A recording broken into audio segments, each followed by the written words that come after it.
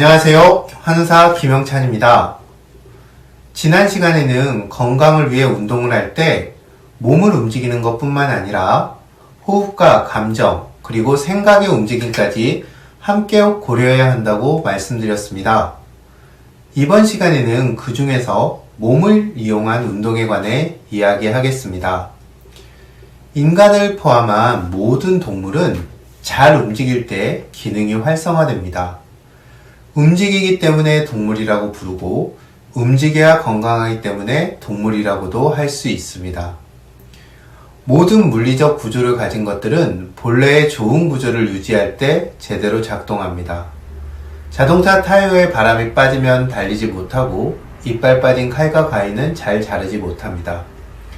이것은 사람도 마찬가지여서 우리 몸이 균형 잡힌 구조와 그것을 유지할 수 있는 적당한 힘이 있을 때 잘 움직일 수 있습니다. 운동선수가 되기 위해서가 아니라 즐겁고 건강한 삶과 병의 치유와 예방을 목적으로 한다면 몸을 이용한 운동에 대한 관점을 바꿔야 합니다. 운동이 목적인지 건강이 목적인지부터 정하고 운동을 시작해야 합니다. 몸을 이용한 운동에서 먼저 생각해야 하는 것은 사람의 발달 과정입니다. 막 태어난 아이는 가만히 누워 있습니다. 그러다가 목을 가누고 뒤집고 기고 하다가 마침내 서고 걷고 달리기 시작합니다. 점차 나이가 들면서 뛰는 것이 힘들어지고 점점 걷고 서는 것도 힘들어서 앉기를 좋아합니다. 그리고 거의 모든 사람들이 생의 마지막 순간을 누워서 맞이합니다. 저는 이 생애 주기에 따른 몸의 변화가 건강을 위한 운동의 기준이 될 수 있다고 생각합니다. 잘 서고 오래 걷고 가볍게 달릴 수 있는 능력을 잃지 않을 때 건강 수명을 연장할 수 있습니다. 몇백 킬로그램을 들어올리는 근력보다는 꼿꼿한 자세와 학교 운동장을 한두 바퀴 달릴 수 있는 능력이 건강에는 더 중요합니다. 물론 식스팩과 우람한 근육이 나쁜 것은 아닙니다. 하지만 이것을 목표로 할 때는 20대, 길게 쳐도 30대 정도까지라고 생각합니다. 저는 이 시기를 근육의 시대라고 부릅니다. 이때는 손상이 일어났을 때 회복도 빠르고 앞서 말한 서고 걷고 달리는 능력이 충분할 때입니다. 기본 스펙이 좋으니 겉으로 보이는 근육과 강한 근력을 더해도 무리가 안 되는 것이죠. 하지만 개인차는 있지만 우리가 중년이라고 부르는 시기가 되면 이야기가 달라집니다. 기본적인 기능들이 떨어지기 시작하기 때문입니다. 유전자의 축복을 받은 소수의 사람들을 제외하면 누구나 다 이 과정을 겪습니다. 왜냐고요? 그냥 인간이 그렇게 진화한 동물이기 때문입니다. 달리거나 오래 걷는 것이 점점 힘들어지고 지하철이나 버스에서 앉을 자리를 먼저 찾고 있다면 이 시기에 접어들었다고 봐야 할 것입니다. 암과 같은 중병이나 만성질환에 시달리고 있는 분들도 이 범주에 든다고 봐야겠죠. 이런 분들의 운동은 이제 달라져야 합니다. 잘 서고 오래 걷고 가볍게 달릴 수 있는 것을 목표로 할 때, 이때 가장 중요한 것은 잘 서는 힘을 키우는 일입니다.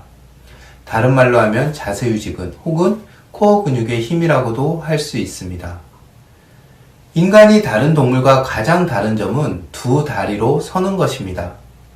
생물 진화의 과정에서 두 다리로 서는 대표적인 동물은 인간과 새입니다. 그리고 인간과 새는 같은 체중의 동물에 비해 오래 산다는 공통점이 있습니다. 보통은 체구가 큰 동물이 오래 살거든요. 인간은 자유로운 두 손을 이용해서 새는 비행 능력과 날기 위해 발달시킨 세포의 능력 덕분에 오래 살게 되었습니다. 새가 잘 날지 못하면 생존이 어려운 것처럼 인간 또한 직립의 힘이 떨어지기 시작하면 여러 가지 문제가 생기기 시작합니다. 두 다리로 서서 움직일 때 좋은 기능이 유지될 수 있도록 우리 몸이 세팅되어 있기 때문입니다. 역으로 직립의 힘이 약해진다면 내부의 기능들에 문제가 생겼다고 유추할 수도 있습니다. 중력을 이겨내고 잘 서는 힘을 키우는 것이 건강 수명을 연장하는 운동의 기본입니다. 암과 치매와 같은 중병이나 만성질환 분들의 운동도 여기서부터 출발해야 합니다. 무리 없는 요가, 필라테스, 태극근과 같은 운동을 권하고 제가 참장을 가르치는 이유이기도 합니다. 직립을 위한 항중력의 힘이 충분히 갖춰지면 이를 바탕으로 걷는 운동과 가볍게 달리는 운동으로 차례차례 넘어가는 것이 좋습니다. 만약 이 과정을 통해 젊었을 때와 같은 능력을 갖추게 된다면 본격적인 근력 운동을 시작할 수도 있겠죠.